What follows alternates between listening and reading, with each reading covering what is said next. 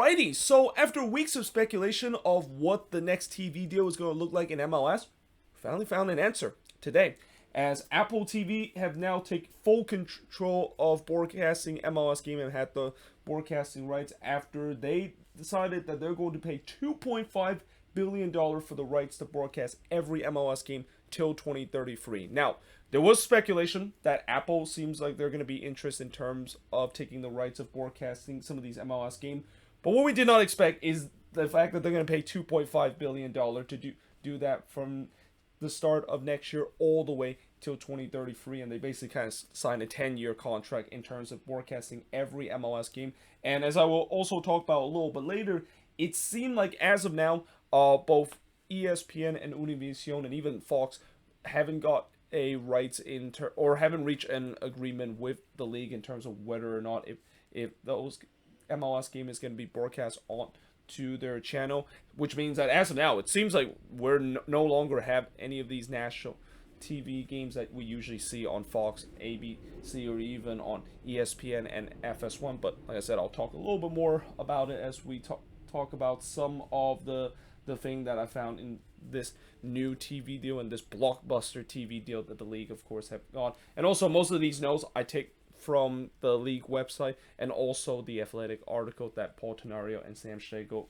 of course, wrote down. And I also will leave a link in the description in terms of that article because, some of the notes I put down here is a little bit bare bone in terms of a very long article that detailed what exactly this new TV deal is going to look like. But it's also safe to say that this new TV deal that MLS is going, it seems like they're really pushing in terms of the streaming platform. And this is kind of the trend now. I mean, I know there are still people that does watch their sports on cable, but, the streaming service and certainly the cut recording service has been at an all-time high. I mean, you've seen all these different streaming platform that has happened that, about 5 years ago, they didn't exist. And it seems like it's only right for MLS to basically do so, though I think they're the first league to exclusively have all the games that is going to be happen on one specific streaming platform, because I know for the other league like the NBA, NHL, and even the NFL, they don't of course do that. But like I said, Apple will pay $2.5 billion for the rights to broadcast every MLS game till 2033, right up there in terms of some of these lucrative broadcasting deal like the NBA, which they signed like a $2.6 billion for the rights I think from Turner Sports in terms of broadcasting some of those games, which is still more than what MLS is, but for a league that is still considered to be maybe the fifth most popular league in this country, it's kind of eye-dropping the fact that they have been able to secure such a deal like this. Now, as I mentioned, with every MLS game that Apple TV is going to have, they of course will do that on the Apple TV app, and there's going to be some matchup that's going to be on Apple TV Plus, and some of them is going to be free. By the way, in terms of how they are going to structure and the cost of basically us paying Apple TV and Apple TV Plus to watch some of these games, I have no idea. I mean, when I read the Athletic article, they didn't really mention a lot of that, so it's still kind of a wait and see, and that's kind of one of the big debate so far, because a lot of people want to find out that, well, how much is it going to cost, and this is also where it gets tricky, because I don't really know a lot about Apple TV. I mean, if you know more about how their pricing structure is going to be, let me know in the comments below. I mean, I pretty much have paid ESPN Plus for the past couple of years, and knowing the fact that now MLS is going to be moving to Apple TV, most likely I will drop my ESPN Plus subscription. I mean, there's still some good content in the ESPN Plus subscription and some big leagues and even some selective hockey game that is going to be there. But yeah, you know me in terms of why I really bought ESPN Plus for those MLS game, and that again, it was great the fact that ESPN Plus I can just pay $5.99, well $4.99 it used to be, now it's $5.99, and I'll pay $59.99 annually in terms of watching all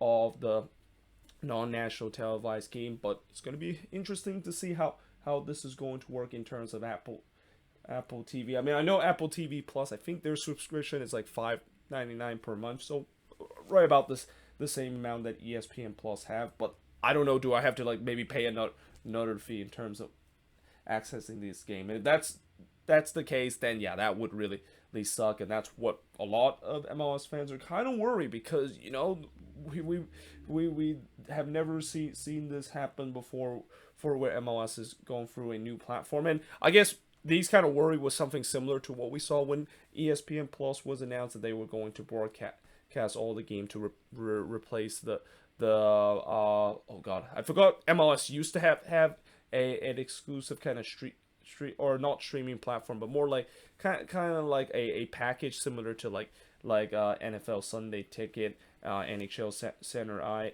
Ice, and also NBA League passes. But obviously MLS decided that was not the direction to go with, and that's why they decided to kind of have all the games on ESPN Plus. But who knows? Maybe this is going to be similar, and maybe it's going to be much easier. But like I said, the pricing structure, that is still up in debate, and they didn't really talk about how is that going to look like until probably these next couple of months, when we find out how the pricing is going to be.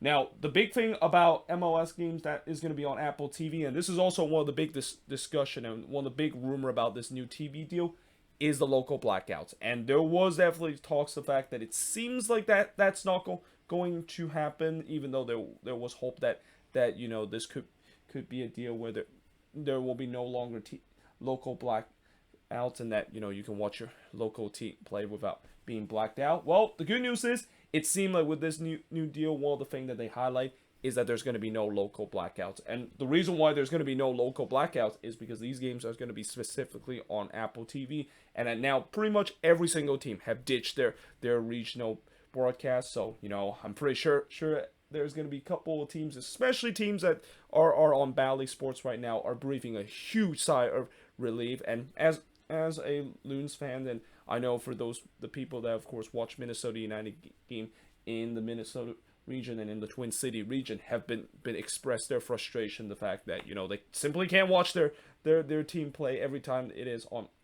Bally Sports. And that, yeah, the good news is that is not going to be a problem anymore, and that because of the fact that every single team are going to be on this streaming platform. And also they specifically talk about how they're going to start hiring some of the commentator, and just kind of assign some of the commentator for each of the team. I wonder whether some of these commentator that they assign are actually existing commentator that is part of the regional network. I mean, I'm assuming that's probably going to be the case, as much as I know they're looking in terms of hiring some commentator that's specifically assigned for each of the team. I have a feeling most likely it's going to be the one from the regional network, because it makes sense. I mean, these are the people that knows most about their team and have broadcast their team most of the time, which if that's the case, I really hope when they do find the specific broadcast there for Minnesota United, they'll still have Cal Williams and Kendrick St. Alban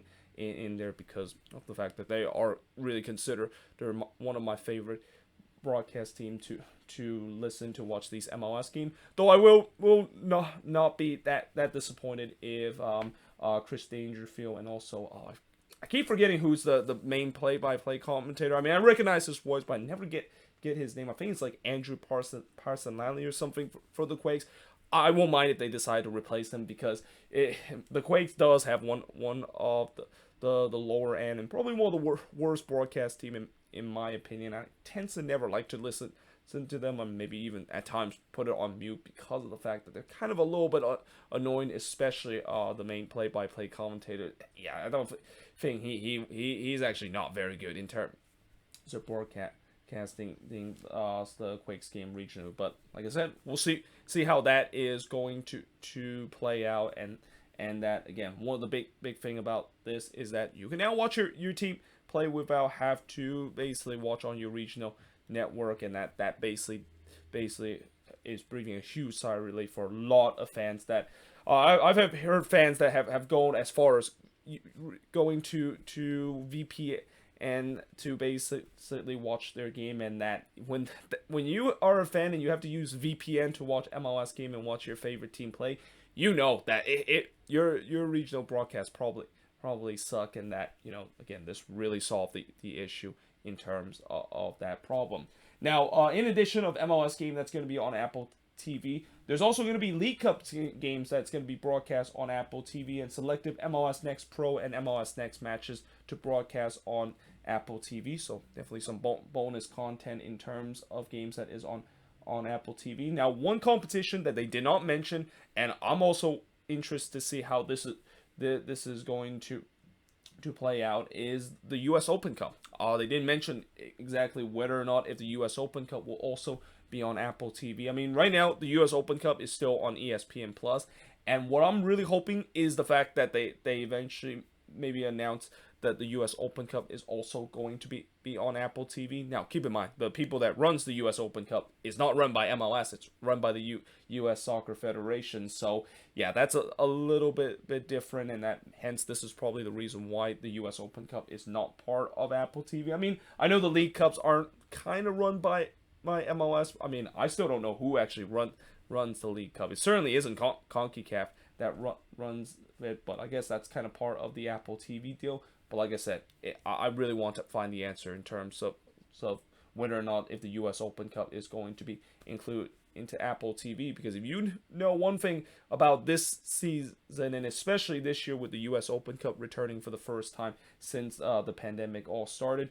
a lot of people have been paying attention more than ever, and it will be a shame the fact that if the U.S. Open Cup does stay in ESPN Plus, again, I really don't like to kind of subscribe to a lot of these streaming platform because of how even though some of these streaming platform are relatively cheap, it can add up if you decide to subscribe to like multiple one like Paramount Plus, ESPN Plus, Apple TV Plus, or even Disney Plus. It can definitely add up in terms of the cost.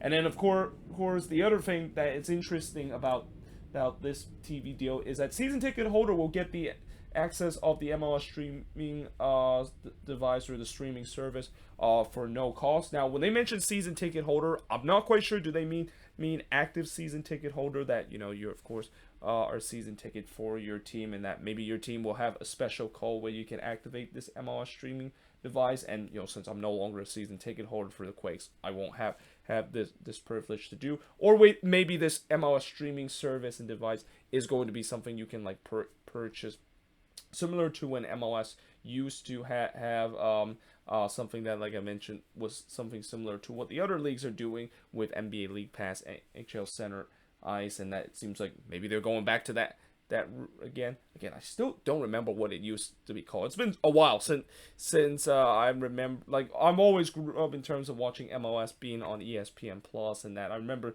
the old kind of streaming form is similar to what the other leagues are doing, where they have their own specific kind of package where you can buy them so you can watch all the out of market game.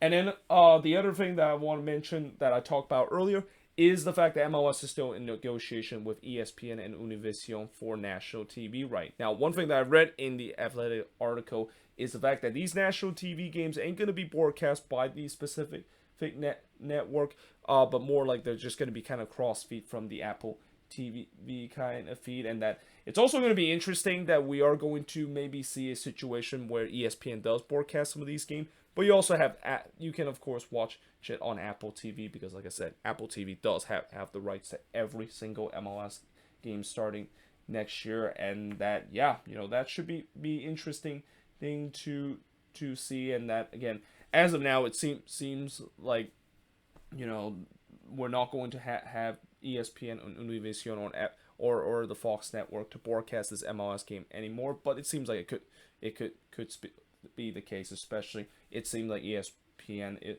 is trying to continue the relationship with MLS and continue to broadcast some of these games. Even though one of the big problem for MLS for these past couple of years that's related to the TV deal is the lack of rating and how bad the ratings are. I mean, I haven't talked a lot about ratings, and there's a good reason why I don't want to talk about the ratings, because I know how bad it is, and that if I talk about it every single time, I'm just gonna sound very negative to the league, and that I'm just gonna it just I don't think that would be something you want me to hear to talk about over and over again in terms of bad ratings. But the truth is, it is a problem in this league, and that I mean, that's going to be something that we'll see whether it's going to be fixed with the way that now it's going MLS is on Apple TV. But one other important thing that MLS on Apple TV is going to have is that they're actually going to be providing an MLS produced pre-game, halftime, and post-game show to most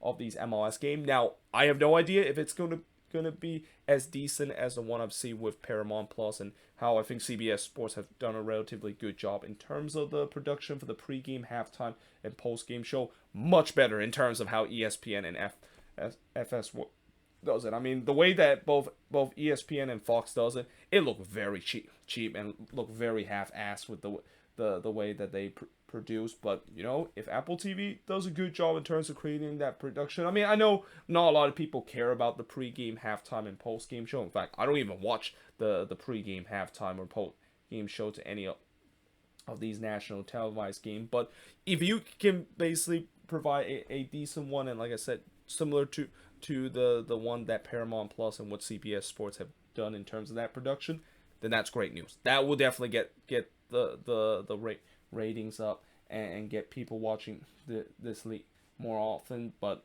you know, they have said that they are going to work hard in terms of bringing a good pre-game, halftime, and post-game kind of production. But we'll see when they do it. See if it's going to be right up there in terms of what Paramount Plus and what CBS Sports have done.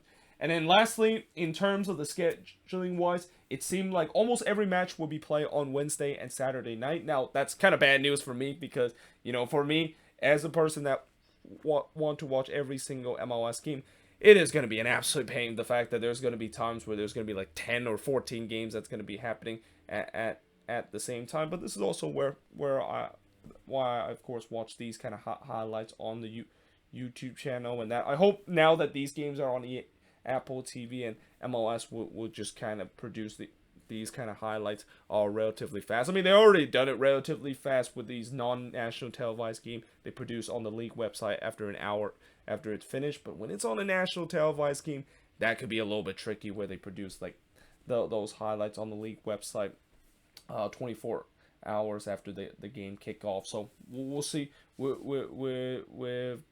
that whether that's going to be the same. But again, the good news I will say is the fact that because now the games are going to be on Wednesday and Saturday night, it seemed like MLS basically have set a specific, are trying their best to set a specific schedule where these games is going to have. I mean, there's been a lot of discussion in terms of the MLS fan base, the fact that one of the reasons why maybe the ratings aren't very good is because these games are basically playing random time. Like I've talked about many times for the past couple of years, mentioning the kickoff time and also the start time in my preview, and you can see how chaotic it is. Like there are some games where there's no specific week, especially the Sunday game, where there's sometimes there's going to be day game, and then there's sometimes it's going to be night game, and it's just all over the place. And when you have that happen, it's no wonder why ratings are low, and that, you know, an average fan ain't gonna just always pay attention to what time the start is gonna be the game. They're always will if they are going to watch the game, they'll always know a specific time when the game is going to start. This is why the NFL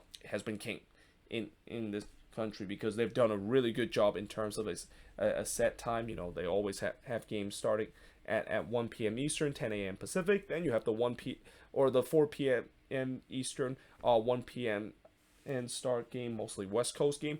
And then you have the lone Sunday night game, or Monday night or Thursday night game. And that every NFL fans will know when exactly their team is going to play. Like specifically, like an example in this case, you know, for the 49ers, we know that whenever they play home games, it's usually going to be around 4 p.m. Eastern, 1 p.m. Pacific, or occasionally if they do make it a national televised game at night, we know the specific spot. And whenever they go on the East Coast or play in the Central Time, we also know that most likely their game is going to start at 1 p.m.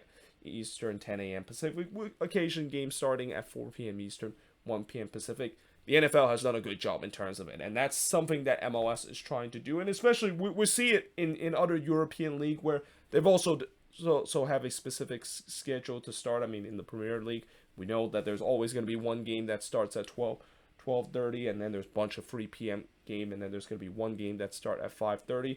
The Sunday one is where it kind of got a little bit chaotic in terms of the Premier League, because there are some times where there could be like one game at 12 p.m. There could be be one game that's going to be at 2 o'clock. And by the way, these time I'm talking about local time. I'm not talking about my time where it's like 4 in the morning or like 7 in the morning when most of these games is happening. But you know, you get what I meant in terms of the fact that the Premier League and other European League has done a good job in terms of setting a specific time for these games is going to happen, and that's what MLS maybe should be looking into, and we might see that with the way that they have said. Apple have said that they are going to have most of these games on Wednesday and Saturday night, and we might see a situation where there's going to be games that specifically start at the 8 p.m. Eastern, 5 p.m. Pacific window, and then follow that we got games that's going to be happening at 10 p.m. Eastern, 7 p.m. Pacific, and those most likely are going to be games that is going to be happening in the West Coast. But either way, hope you guys enjoyed this video. If you do, make sure you guys see a like, smash the subscribe button. Like I said, I feed a lot of information in terms of talk about this because this is such a breaking news and such a watershed moment in terms of the league and how games are going to be broadcast from now for the next 10 years. But let me know in the comments below, what do you think of this TV deal? Do you like it? Do you hate it? Let me know in the comments below. But either way, hope you guys enjoyed this video. If you do, make sure you guys leave a like, smash the subscribe button, and yeah, I of course will see you guys next time.